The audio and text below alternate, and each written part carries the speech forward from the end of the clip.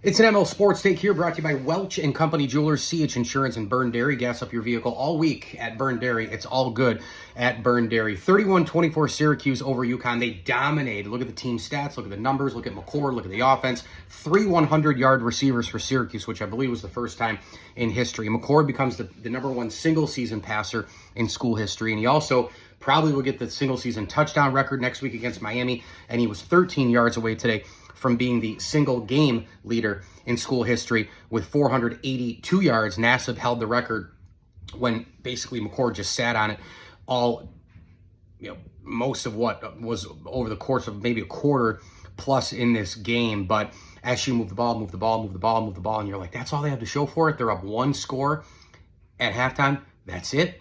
And then in the second half, you're up 1 score, and you're like, that's all you have to show for it.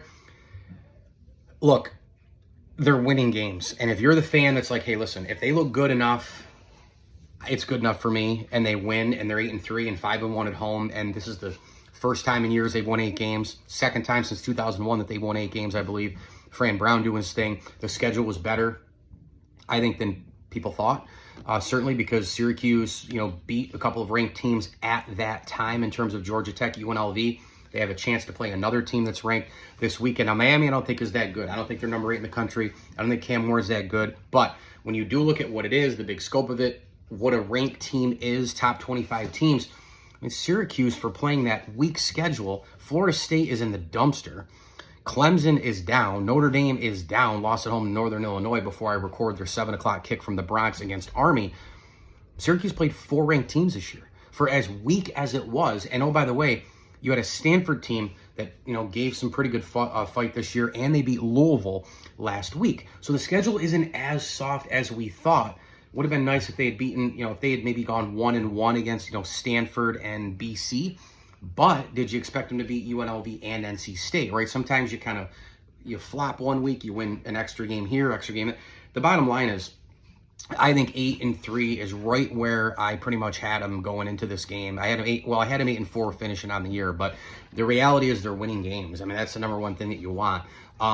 Defense came to play. I mean, the UConn, this UConn team isn't very good. UConn at one point had 43 yards in the second half and a couple of first downs. That literally was the second half total for them. Now, their quarterback had to throw 48 times to get things going. He had a couple touchdowns, but averages weren't great. Team stats weren't great. They scored 24. But, I mean, I thought the UConn defense did a great job against Syracuse in terms of like, when you run, we're going to stuff it. Syracuse still gave the ball 20 times to LaQuinn Allen. The reason he got so many carries and they threw 47 times was because Syracuse had the ball all game long. That's why if they had made the field goal and converted 1 or 2 of those red zone possessions first half, this game probably is a blowout, right? It's 48-24, and we're like, oh, that game was a blowout.